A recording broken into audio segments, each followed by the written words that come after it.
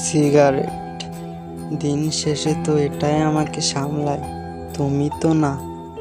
Cigarette আমায় যতটা পোড়ায় ততটা তো আমি সয়ে নেব, কিন্তু তুমি যতটা আমাকে পোড়ালে সেটা কি সইতে পারবো?